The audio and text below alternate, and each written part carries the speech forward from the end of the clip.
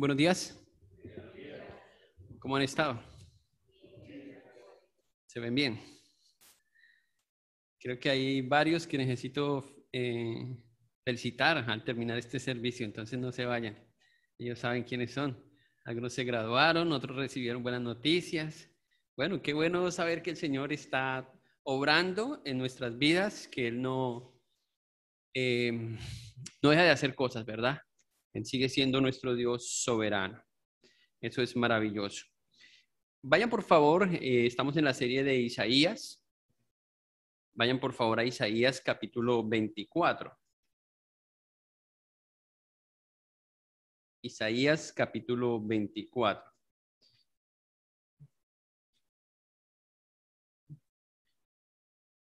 Déjenme hacerles una pregunta. ¿Cuántos de ustedes ya leyeron Isaías capítulo 24?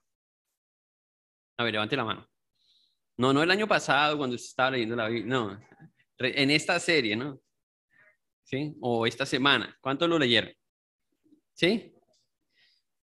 Bueno, parece que yo no lo había leído bien.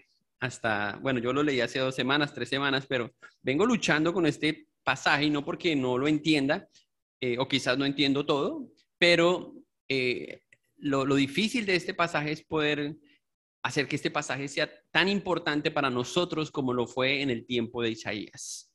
Y por eso, antes de empezar con una introducción, antes de empezar con cualquier cosa, quiero pedirle al Señor que nos ayude para que no sea solamente algo histórico o algo escatológico, sino que sea algo importante para nuestras vidas. ¿Bien? Entonces, voy a hacerlo de esta forma. Voy a iniciar orando antes de iniciar con mi introducción, pidiéndole a Dios que nos ayude, a usted también para entenderlo y para poder ver la importancia de este mensaje en nuestra vida. Oremos juntos. Padre, queremos darte gracias esta mañana. Gracias por la vida, en primer lugar, Padre, porque estamos aquí es porque has permitido que nuestros ojos se abran, que nuestro corazón siga latiendo, Señor. Gracias por el privilegio, Señor, que nos das de cuando abrimos los ojos poder pensar en ti, agradecerte a ti, Señor, cada instante de nuestra vida. Aún en medio de las dificultades, en medio de las pruebas, es tan reconfortante saber que tú estás a nuestro lado, Señor. Quisiéramos tener toda la confianza, Señor, para descansar plenamente en ti. Y oramos, Señor, que a través de tu palabra podamos entender cada día más los planes que tú tienes para con nosotros, las razones por las que nos has salvado, la razón por la que estamos aquí, no solamente físicamente en este lugar, sino en este mundo, Señor, la razón por la que has permitido, Señor, que te conozcamos. Ayúdanos a entender este pasaje y a tener una aplicación personal e individual cada uno, Señor. Que hables de manera muy personal y especial a nosotros, Señor. Sabes que todos somos tan diferentes que necesitamos, Señor, tu palabra y necesitamos de alguna forma, Señor, que nuestra fe sea confrontada, que nuestra fe crezca, Señor, para que podamos aferrarnos a tu palabra, para que podamos aferrarnos, Señor, a tus promesas. Gracias, Señor, por todo lo que has hecho a través de la historia y por lo que hemos podido aprender de otros pueblos, de otras naciones y mirando hacia el futuro, Señor, que podamos nosotros aplicar lo que algunos no tuvieron en cuenta en el pasado. Así que te damos muchas gracias por todo lo que tú estás haciendo en este momento en nuestras vidas. Oramos en el nombre de Jesús. Nací ahí, me crié en Bogotá y esta fue mi casa por mucho tiempo, la ciudad de Bogotá. Viví mucho tiempo ahí, de hecho puedo decir que la recorrí de norte a sur, de occidente, de oriente a occidente y conocía cada rincón, conocía las vías rápidas, las horas de pico, los desvíos, todo eso para mí era muy familiar. Pero yo llevo 11 años viviendo aquí en la ciudad de Santa Marta. Llegamos aquí para empezar esta iglesia hace 11 años. Y cada vez que regreso a Bogotá siento que he perdido algo de mi identidad con la ciudad. Ahora lo que pasa es que ya no me ubico tan bien. De hecho, los atajos que yo conocía ya no existen. ¿Sí? Me pasó la semana pasada que cogí un atajo porque ya me lo sabía de memoria, ¿cierto? Y el atajo me costó 20 minutos más en regresar a la vía donde estaba, porque ya no existía, las vías cambian de dirección, ya ahora es contravía. uno se siente extraño. Yo me siento extraño en esa ciudad porque era mi ciudad, era la ciudad donde yo vivía, donde me movía como pez en el acuario, ¿sí? Y ahora me siento muy ajeno a esa ciudad y me siento extraño al sentirme así, no sé si me entiende. Y de pronto los que han ido a otra ciudad o a otro país tienen esa misma sensación como turistas. Pero lo extraño es sentirse así en la ciudad donde usted nació, donde usted creció, como cuando usted se movía, como acabo de mencionar. Y, y cuando regreso a esta ciudad, que es más pequeña, que la conozco, bueno, no es tan difícil conocer Santa Marta, y que de alguna forma he aprendido de ella y he descubierto otras cosas en esta ciudad que me han costado un poco más. Veo como el contraste entre lo que era mi ciudad y ahora lo que está siendo esta ciudad para mí. Y puedo decir que cuando aterrizo aquí o cuando llego a esta ciudad, siento como estoy llegando a casa, ¿sí? Entonces es difícil porque es como decir, ya no soy de allá y ahora soy de acá. Pero yo sé que ustedes no me van a creer si yo les digo que soy de acá, ¿sí? Entonces, de todas formas, mi cédula dice, nació en Bogotá, pero me siento más de Santa Marta. Y, y yo no sé si usted tiene la misma experiencia, ¿sí? Entonces, cuando yo pienso en esto y pensaba en Isaías, yo creo que Isaías tiene en mente también dos ciudades, ¿sí? Dos ciudades y dos destinos diferentes. Y por eso quise usar esta introducción, porque a veces nos sentimos como de esta ciudad, y cuando hablo de esta ciudad, y voy a estar usando esa palabra muchas veces durante este mensaje, voy a hacer referencia a este mundo. Cuando hablamos de esta ciudad en la que todos vivimos o este mundo en el que vivimos, nos sentimos muy cómodos en él y nos sentimos incluso de pronto como pez en el agua. Pero cuando abrimos la palabra de Dios y empezamos a ver la ciudad de la que Dios habla, empezamos a sentirnos extraños, ¿verdad? Porque Dios nos promete otra palabra, otra ciudad. Dios nos recuerda que no somos ciudadanos de este mundo, ¿cierto? Pero, ¿qué tan a menudo ocurre eso? O sea, qué tanto tiempo estamos pensando no somos de este mundo? ¿Sí? Pues con frecuencia no creo que ocurra. De pronto, si usted está leyendo en sus devocionales el libro de Apocalipsis, estará unas semanas o unos meses pensando en eso. Pero realmente nosotros nos sentimos muy cómodos en esta tierra, ¿cierto? ¿O no? ¿Sí o no? Esto es sí, esto es no, hermano. ¿Sí? Nos sentimos muy cómodos. Y yo estaba pensando cuando Isaías lleva este mensaje al pueblo, Isaías tenía varias, yo las llamo ventajas, usted puede llamarlas desventajas, pero yo las llamo ventajas, y era que Isaías no sabía nada más acerca del final. Lo que Isaías sabía era lo que Dios le estaba revelando al pueblo, que es lo que nosotros vamos a escuchar ahora. O sea, él no sabía sobre los 7 sellos, las 7 trompetas, nada de lo que Juan recibió en Apocalipsis lo tenía Isaías en su cabeza. Él solo sabía que había una esperanza de una ciudad diferente del día del Señor. Eso era lo que él sabía. Y era lo que el Señor le estaba revelando a él. Entonces vamos a ver en este pasaje dos ciudades. De hecho, en los próximos capítulos vamos a ver cómo se marca esa diferencia entre las dos ciudades, ¿sí? Y vamos a mirar eso en los capítulos 24, 25, 26, 27.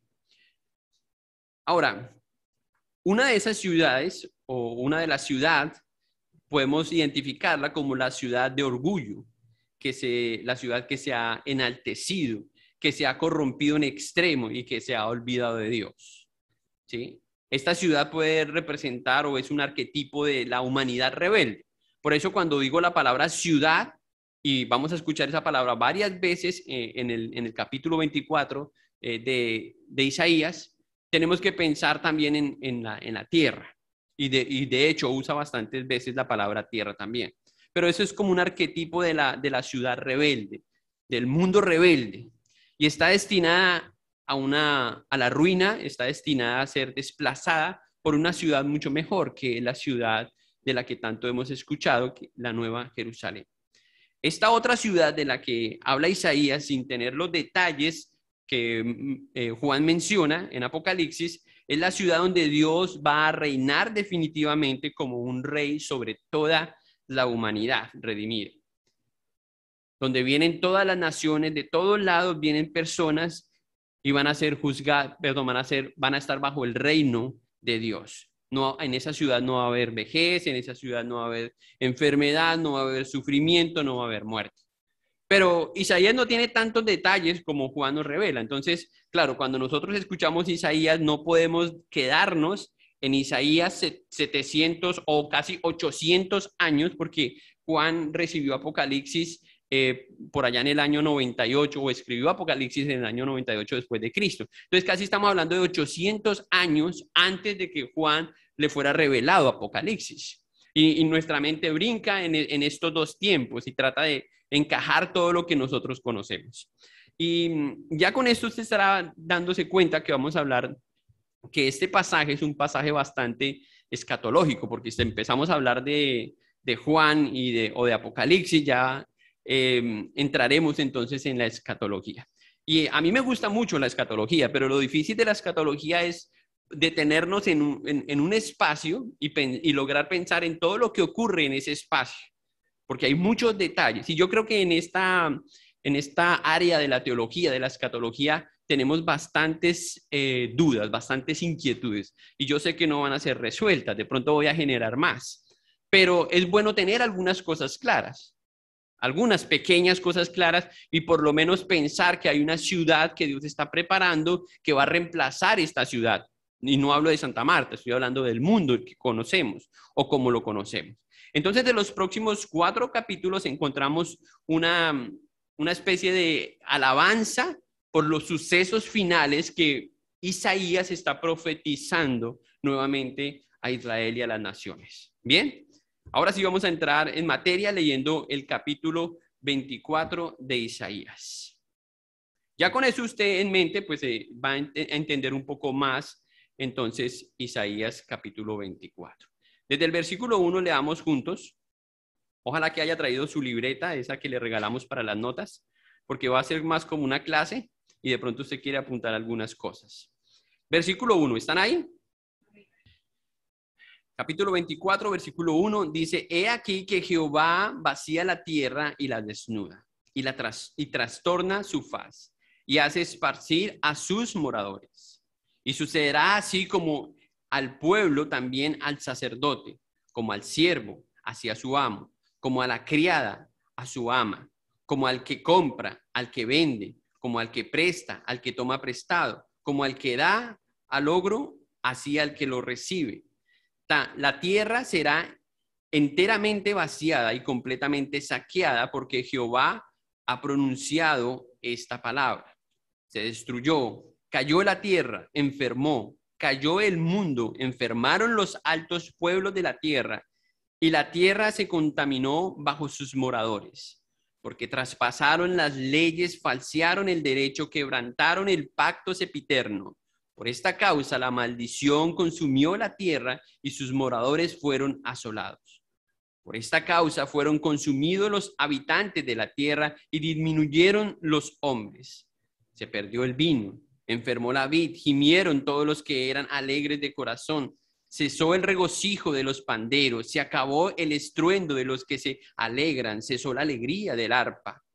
No beberán vino con cantar, la sidra les será amarga a los que la bebieren. Quebrantada está la ciudad por la vanidad, toda casa se ha cerrado para que no entre nadie.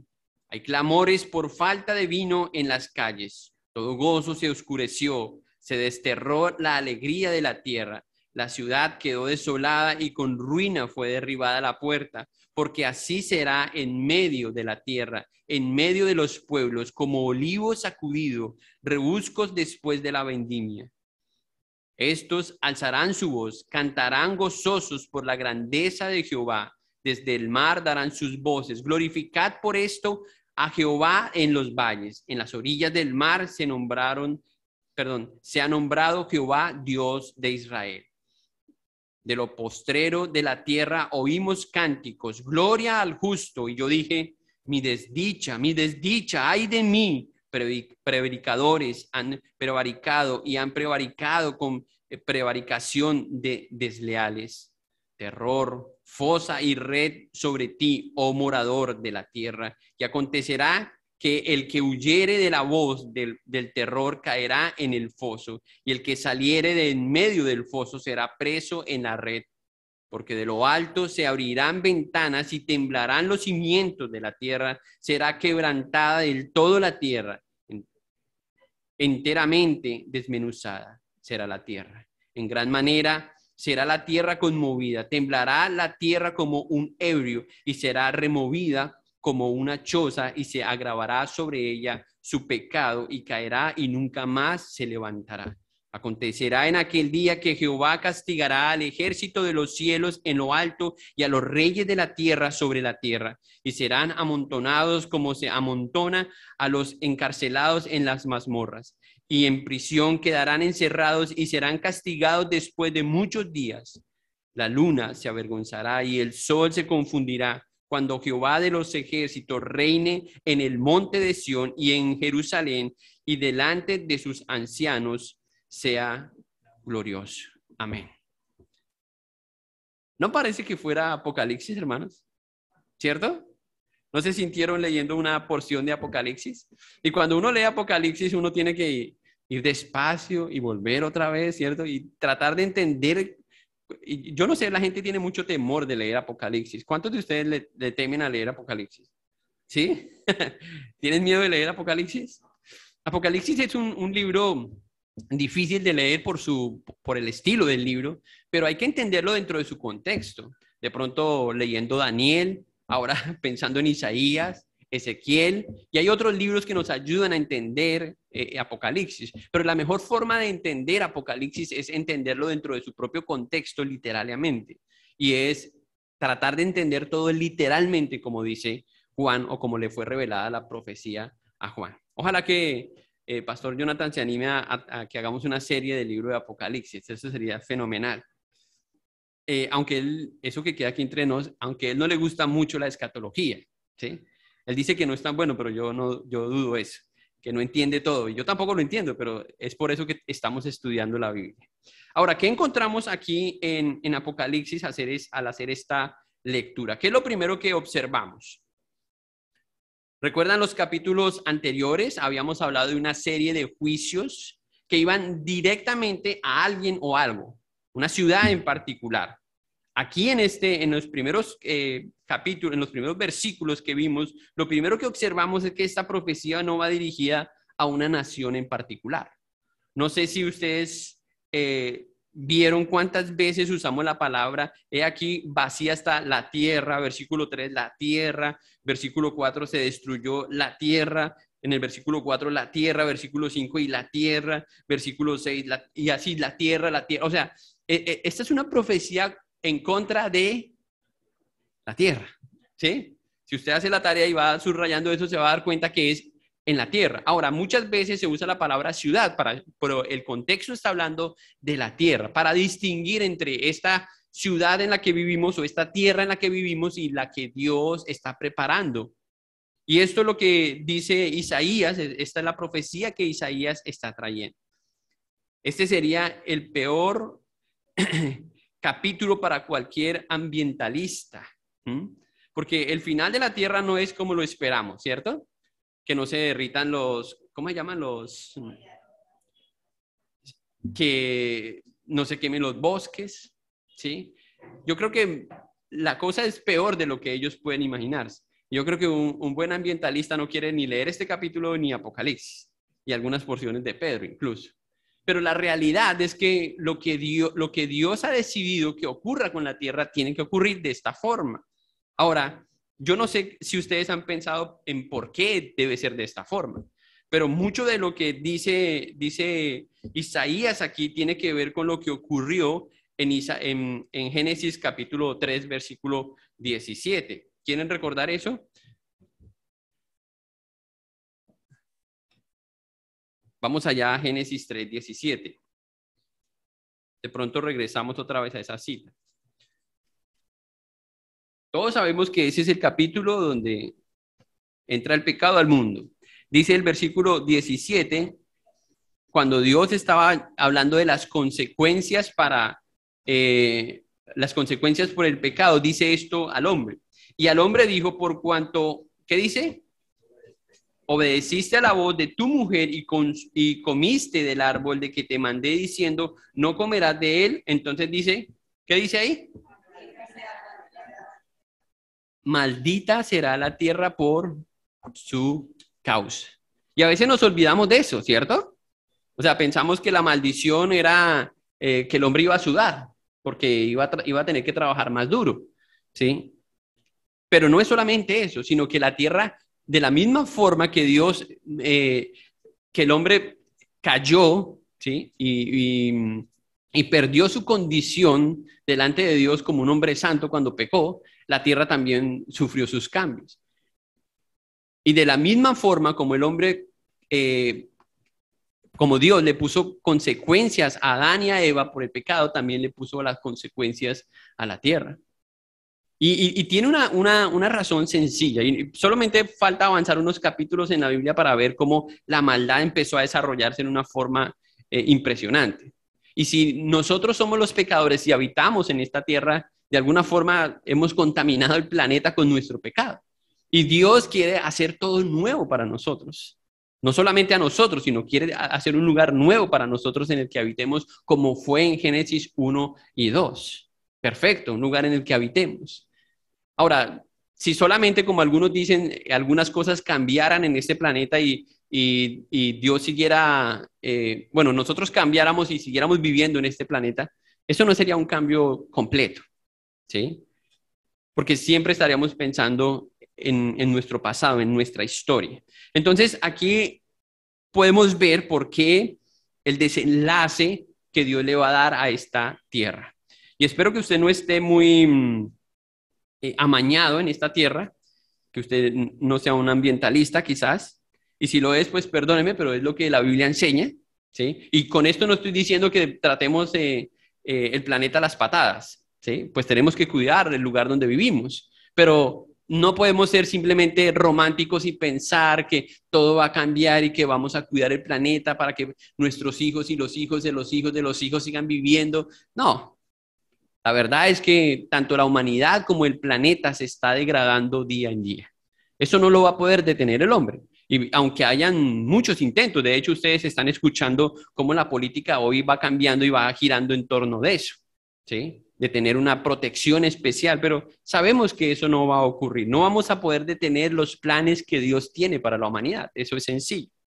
Entonces, vemos entonces aquí cómo en la tierra en esos seis nada más versículos vemos 7 veces y él aclara entonces que no es un juicio contra Judá o contra otra nación. Desde el capítulo 13, Isaías venía hablando de el juicio para cada una de las ciudades hasta el versículo anterior, el capítulo anterior que era el capítulo 23. Y aquí habla de un juicio hacia la tierra. Está hablando de toda la tierra, de un juicio para todo el planeta. Es algo universal. Y cuando usted piensa en eso, en un juicio universal, ¿qué viene a su mente?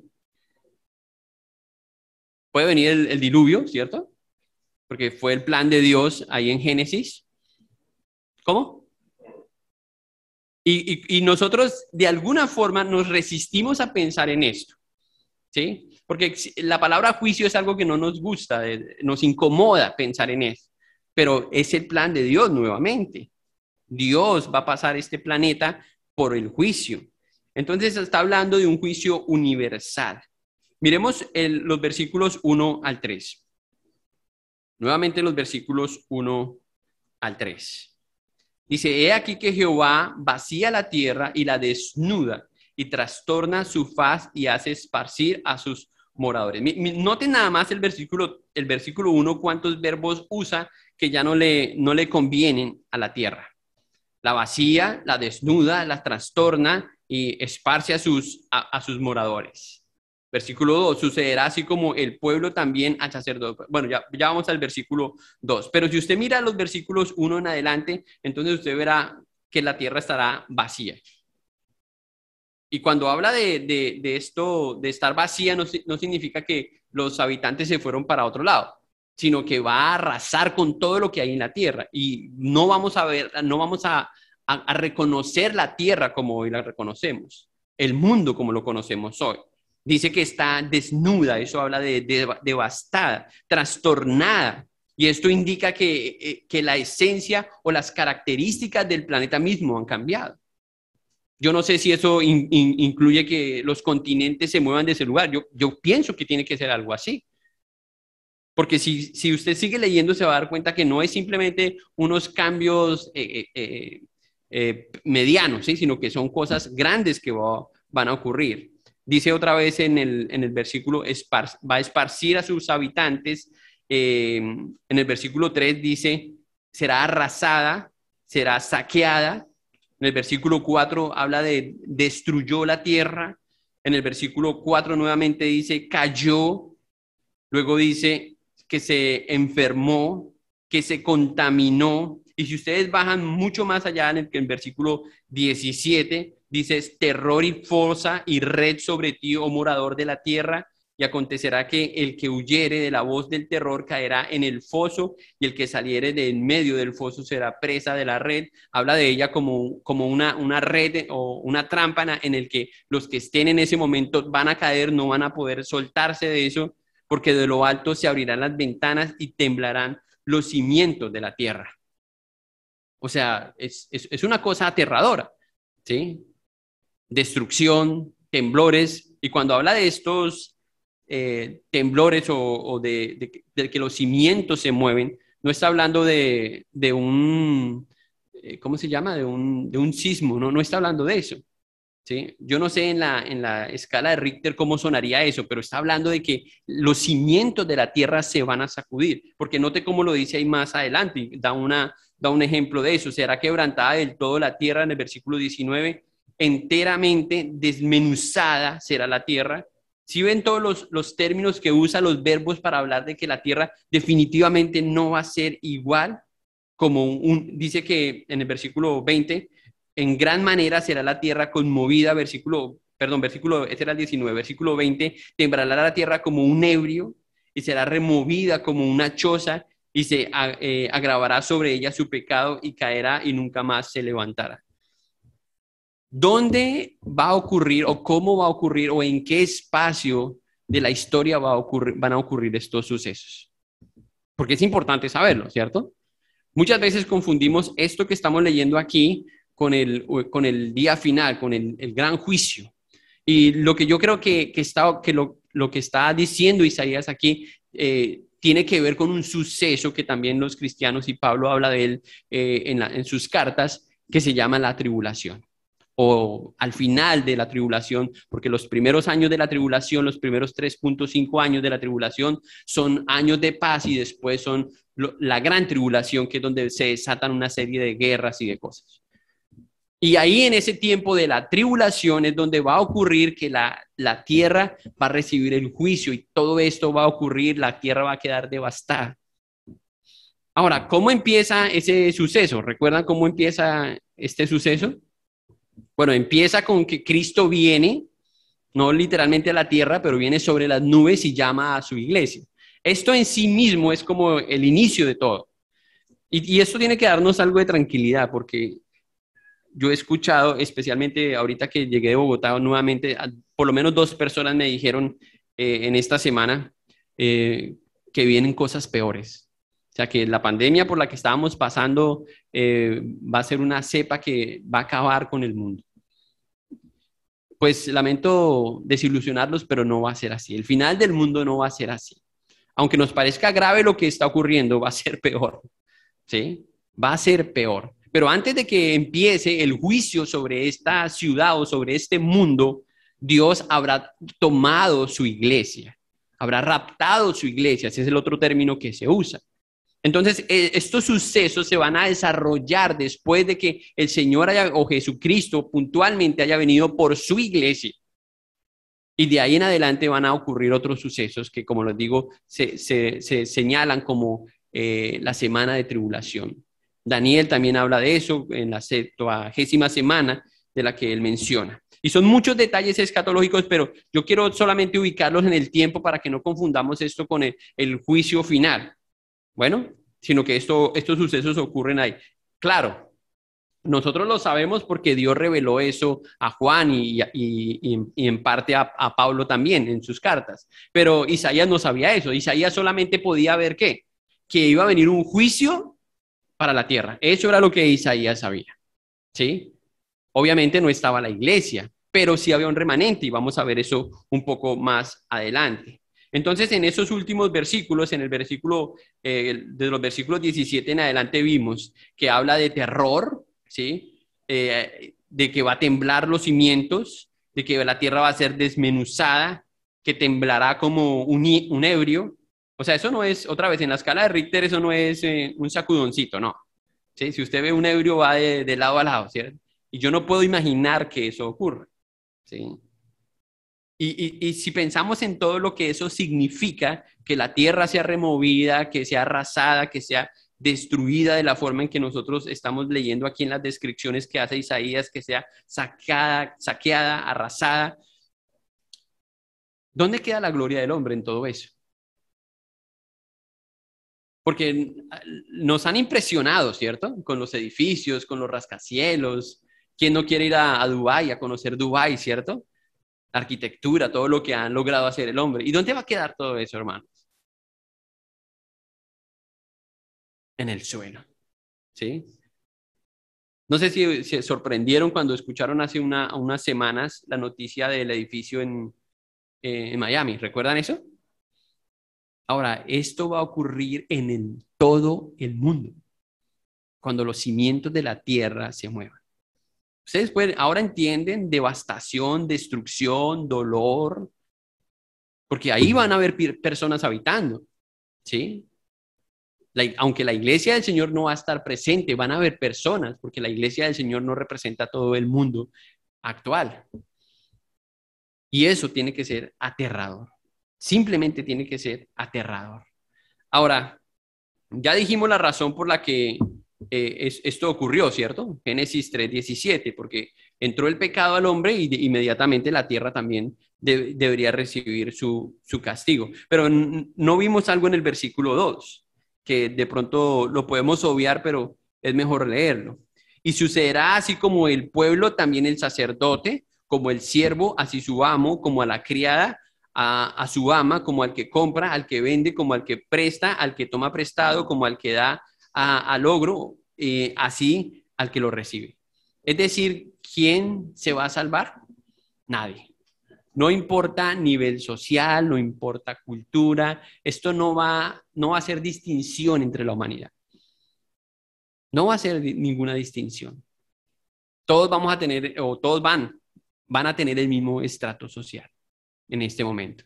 Y ahí Isaías lo demuestra en el versículo 2, ¿sí? No va a haber esa distinción. Nadie va a poder escapar de los que estén presentes en ese momento de presenciar el juicio de la tierra. Es increíble. Ahora, este planeta tiene lugares maravillosos, esta es la verdad, ¿sí? Y creo que son más de 7 maravillas del mundo, porque hay lugares hermosos, ¿cierto? Hay lugares que nos impresionan cuando nosotros los vemos. Solo aquí en donde vivimos, en Santa Marta, hay unos lugares maravillosos, ¿sí? Y el hombre paga cantidades de dineros por llegar hasta aquí a conocer lo que para nosotros nos tomaría simplemente unos pesos. Pero todo lo hermoso dejará de existir como lo conocemos. Las cataratas del Niágara, de Iguazú, todos esos lugares maravillosos ya no estarán. Ahora, la pregunta es ¿por qué están, cierto? ¿Por qué Dios hizo la tierra así como la hizo? Porque eso tiene que ver con el plan, con el diseño original de Dios, que la tierra mostrara toda la gloria y quién es nuestro Dios. Y muchas veces lo difícil de eso es que nos enfocamos más en lo creado que en el mismo creador. Y por eso creo que Dios va a arrasar con todo nuevamente. Y la Nueva Jerusalén solamente, aunque tiene calles de oro o un mar de cristal, todo estará enfocado en Él. ¿Sí? Todo estará enfocado en Él, no en el lugar como tal. Y eso es lo maravilloso del lugar que Dios Ahora, si puede ir a Dubái antes de que esto ocurra, no lo dude, vaya a Dubái, o si quiere ir a Suiza, vaya a Suiza de vacaciones, está bien, ¿sí? Que después no habrá tiempo.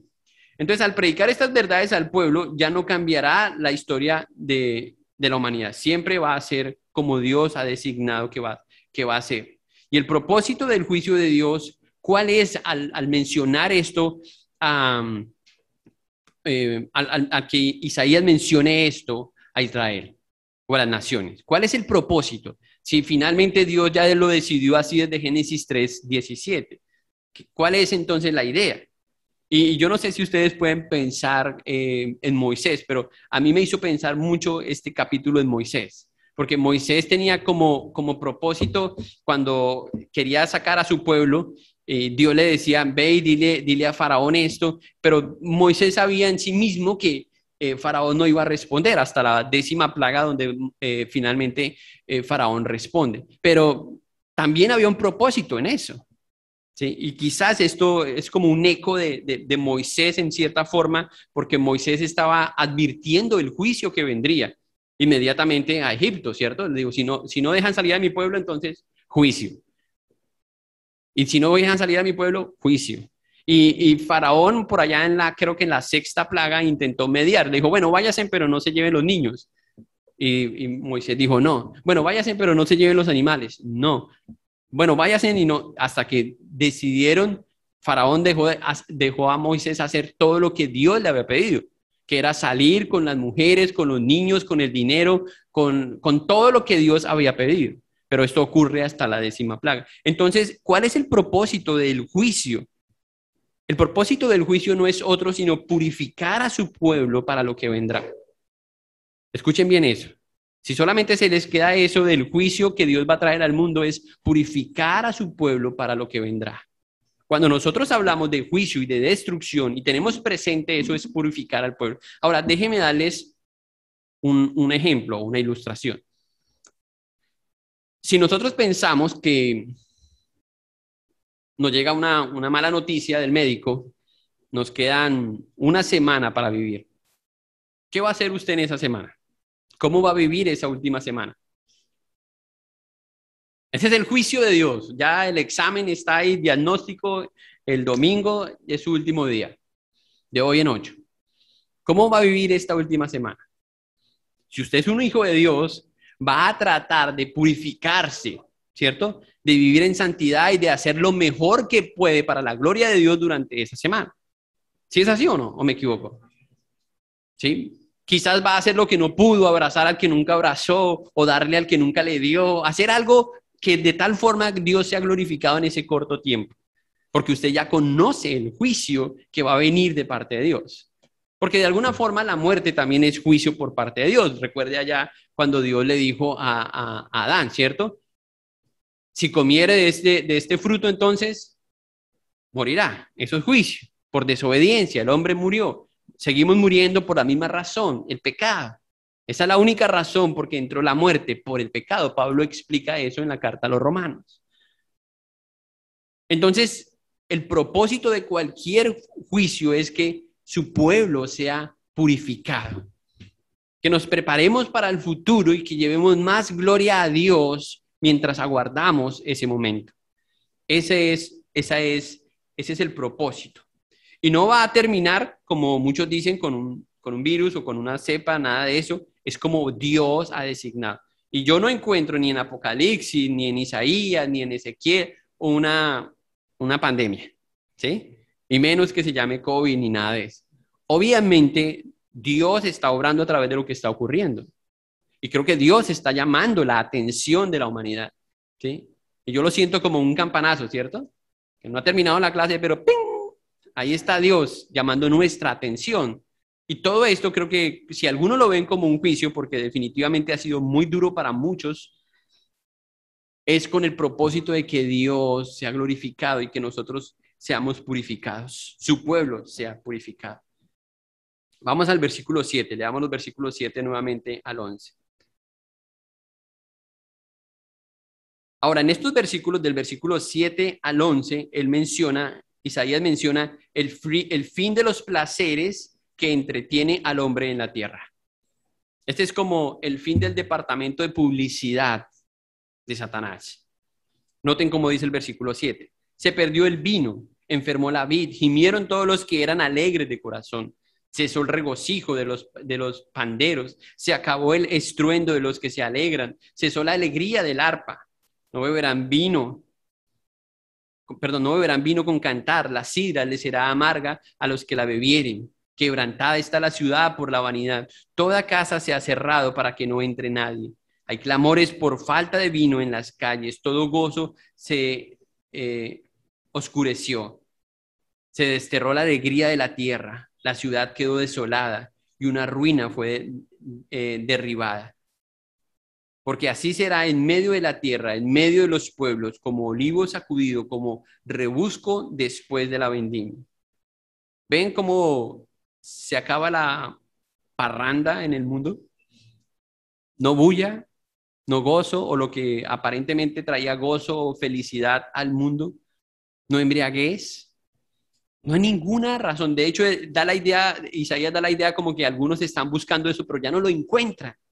Ya no hay ninguna razón para estar alegres, ninguna. Y yo veo eso como el fin de los placeres, de lo que trae placer al mundo. Porque cuando hablamos de música, cuando hablamos de ruido, cuando hablamos de vino, eso conlleva miles de cosas, ¿cierto? Alrededor de esto, de la música, alrededor del trago, de todo esto hay droga, hay desenfreno, hay placeres sexuales, hay mil cosas. Y todo esto va a ser frenado. Todo esto va a ser frenado. Nadie va a encontrar placer en lo que está ocurriendo. Absolutamente nadie. Quebrantada está la ciudad por la vanidad. No hay ninguna razón para que el hombre se sienta orgulloso o alguien más que otro. Todos están en la misma condición, todos en la inmunda. Exactamente igual. Esto es un estado de humillación en la que el hombre se va a encontrar por primera vez. Y como leímos en el versículo 2, no va a haber distinción entre usted y el presidente. No, ahí van a estar todos en la misma esfera, exactamente todos igual. Hay clamores por falta del vino, todo gozo se oscureció. La ciudad quedó desolada como ruina, fue derribada, porque así será el medio de la tierra de los pueblos. Y es como, no sé si han visto esos videos cuando el olivo es sacudido. ¿Qué queda después de que es sacudido? Nada. Ahora lo hacen unas máquinas, ¿han visto eso? Que cogen la máquina, abraza el árbol y lo sacude y deja que caiga todo el olivo. Y son tan buenas, tan efectivas que cuando usted va a mirar el árbol ya no encuentra nada. No hay nada en el olivo. Es lo que dice Isaías. Él trae esa figura. Claro, él no veía una máquina, no. Eso lo hacían las personas. Con unas varas golpeaban las ramas del olivo y dejaban el olivo limpio. Esa era la tarea. Y así dice que va a estar la tierra. No va a haber nada que ofrecer. La tierra no le va a ofrecer nada. Los paisajes hermosos que conocíamos, los lugares donde descansar, no. Contaminación por todo lado, confusión por todo lado, dolor por todo lado, destrucción por todo lado. Eso se llama, en el libro de Apocalipsis, la gran tribulación, la destrucción. Y nosotros los dispensacionalistas creemos en un orden en cómo se dan esos sucesos. ¿Qué está esperando la iglesia? Está esperando el regreso de Cristo. Inmediatamente después del regreso de Cristo vendrá la tribulación.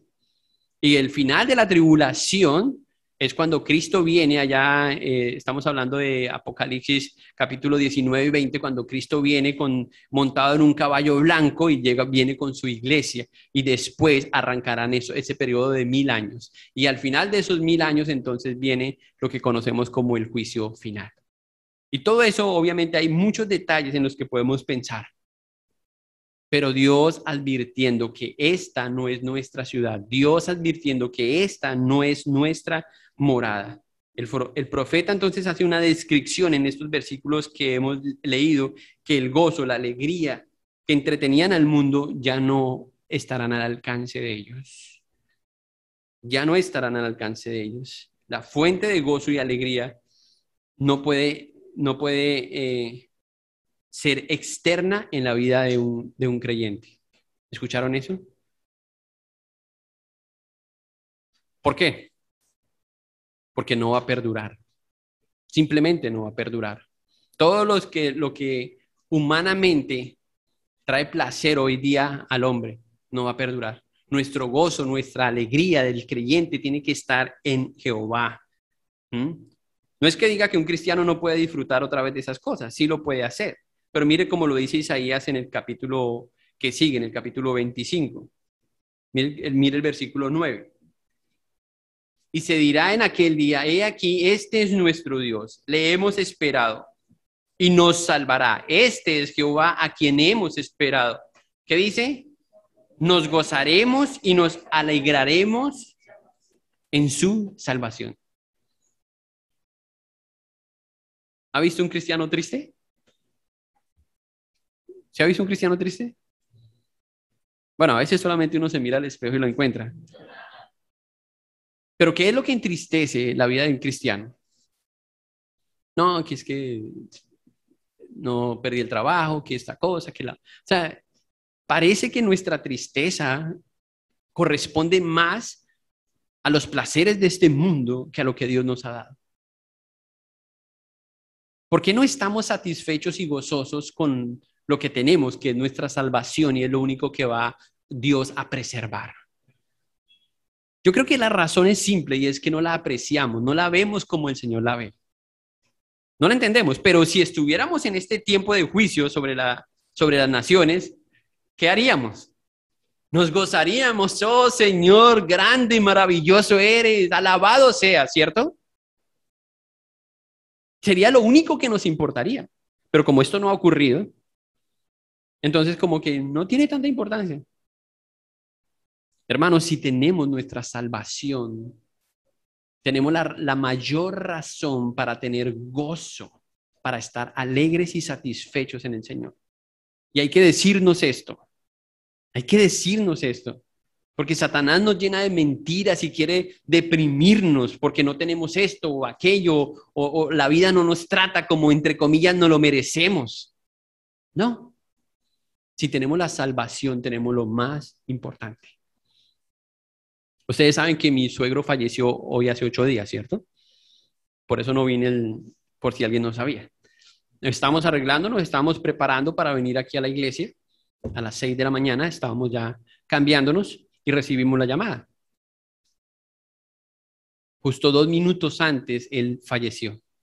Pero me encanta lo que ocurrió, la forma en que Dios llevó a mi suegro a su presencia. Fue hermoso realmente.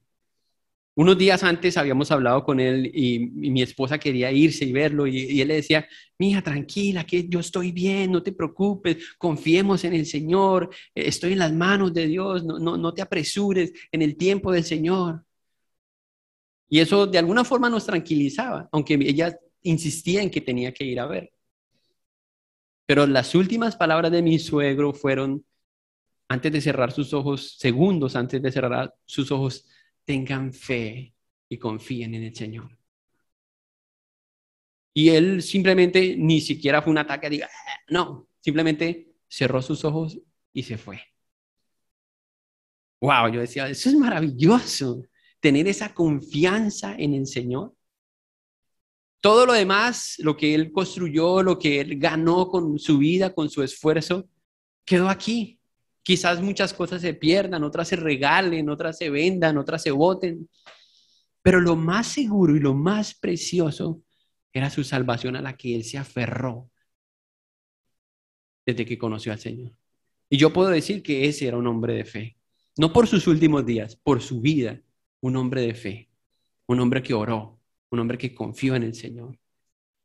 Hermanos, tenemos que aprender a ver que tenemos algo tan hermoso, inmerecidamente, que Cristo nos dio, que Dios nos lo dio a través de su Hijo Jesucristo, para que evitemos pasar por este sufrimiento, este dolor, o este juicio, o este desenlace final que Dios tiene preparado para aquellos que no le han aceptado, que no han obedecido. Es increíble todo lo que Dios ha hecho por nosotros y la forma en que Él quiere evitarnos el sufrimiento. Miren los versículos 14 al 16. Ya vamos a terminar con esto. No vamos a llegar hasta hasta los últimos versículos, pero déjeme terminar con estos versículos, versículos 14 al 16. Estos alzarán su voz, cantarán gozosos por la grandeza de Jehová. O sea, en medio de la destrucción hay unos que están cantando. Pero pastor, usted dijo que esto era en la tribulación. Sí, pero ahí hay un remanente en la tribulación. Un remanente, quizás los que no se dejaron sellar por la bestia, ahí están. O algunos de los que estaban próximos a ser decapitados en la gran tribulación, de los que habla Juan en Apocalipsis también. Ahí están unos pocos, dice estos, y Isaías, noten el versículo 6 que Isaías da la idea que algunos en el versículo 6 quedarán, ¿sí? Cuando habla de esparcir a los hombres quedará un remanente. Este es el mismo remanente. Estos alzarán su voz, cantarán gozosos por la grandeza de Jehová. Desde el mar darán voces. Glorificad por esto a Jehová en los valles. En la orilla del mar se ha nombrado Jehová Dios de Israel. De lo postrero de la tierra oímos cántico. Gloria al justo. Y yo dije, mi desdicha, mi desdicha. Ay de mí, predicadores. Han prevaricado y han prevaricado con prevaricación de desleales. ¿Por qué Isaías decía esto? Porque Isaías estaba viendo, recuerde, él está recibiendo una revelación y Isaías está viendo algo que va a ocurrir, pero él no hace parte de esto. Él todavía está en el mundo rodeado de pecadores que son injustos, que están en contra de él. Entonces él dice, ay de mí, que todavía estoy aquí. Ay de mí. Vemos los hombres que quedaron en el versículo 6, mientras la tierra estaba de luto, el remanente celebra en cada rincón de la tierra. Y yo no puedo imaginar eso. Sí, yo no puedo imaginar eso. Pero son en esos 7 años de tribulación, algunos, y son muy contados, van a recibir esa gracia del Señor de poder salir de esos años de tribulación. No sé cómo, por la gracia del Señor, obviamente, pero no sé cómo van a salir y van a adorar a Dios.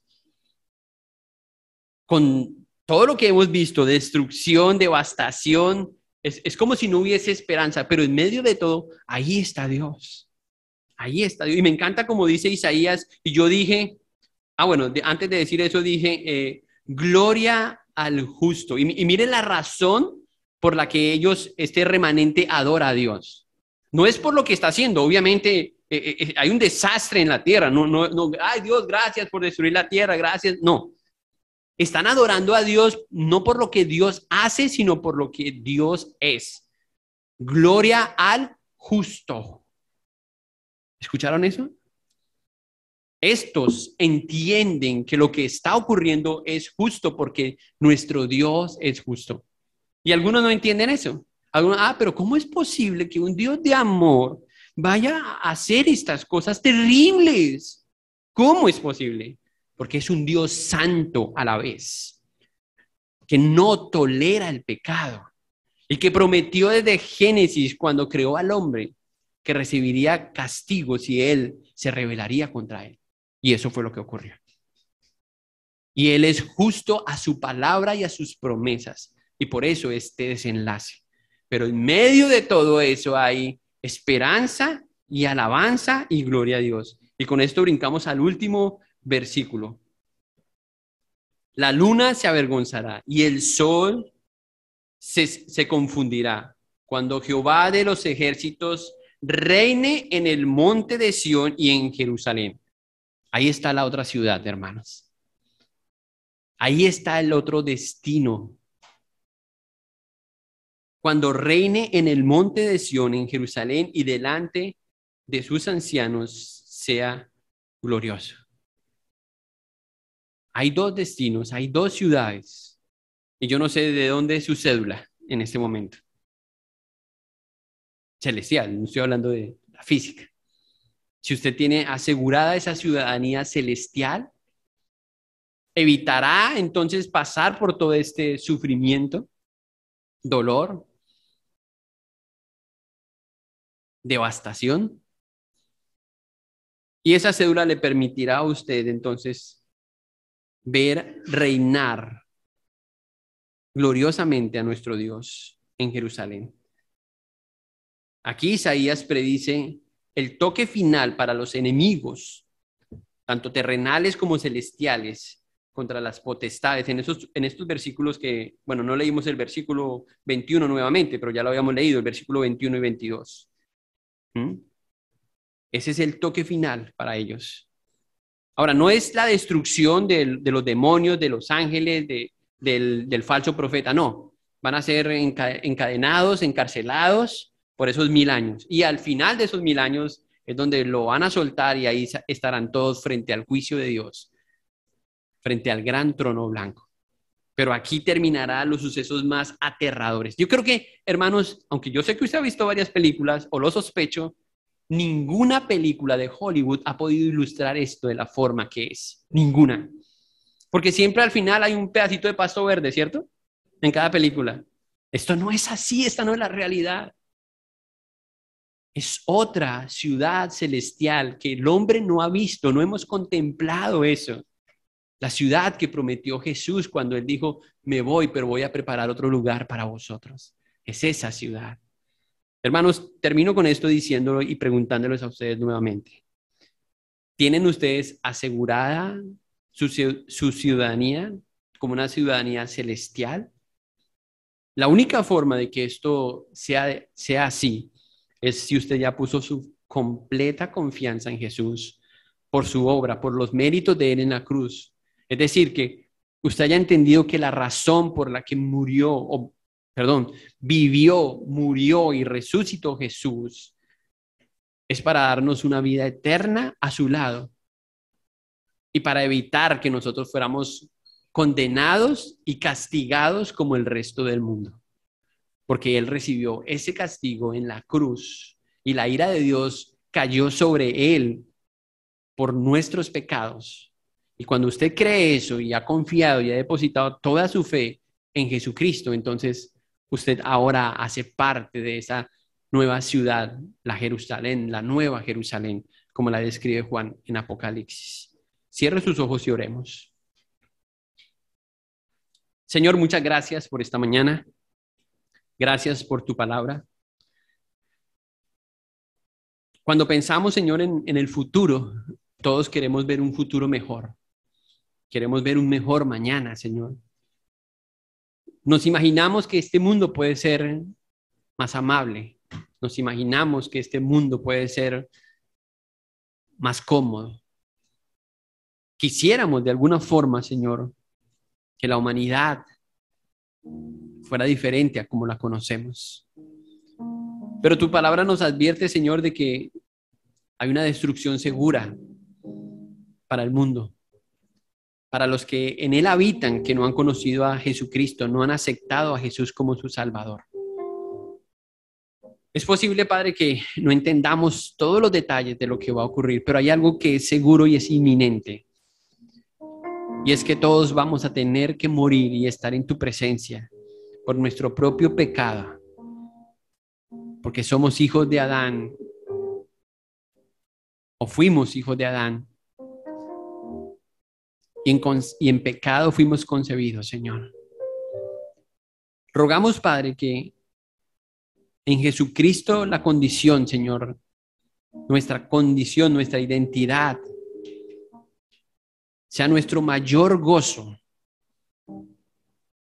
Que no haya ninguna otra razón, Señor, que nos agobie, que nos entristezca en este mundo, a pesar de las dificultades que en este mundo tenemos que encontrar o lidiar con ellas, Señor. Ayúdanos a apreciar nuestra salvación. Purifícanos, Señor, mientras aguardamos la venida de tu Hijo Cristo. Hoy estamos un día más cerca a esto, Señor. Ya sea que Él venga o que nosotros vayamos a Él, hoy estamos un día más cerca, Señor. Y oramos que mientras esto ocurre, seamos purificados, seamos objeto de gloria a tu nombre, Señor. Úsanos como instrumentos para tu gloria mientras esto acontece, Señor.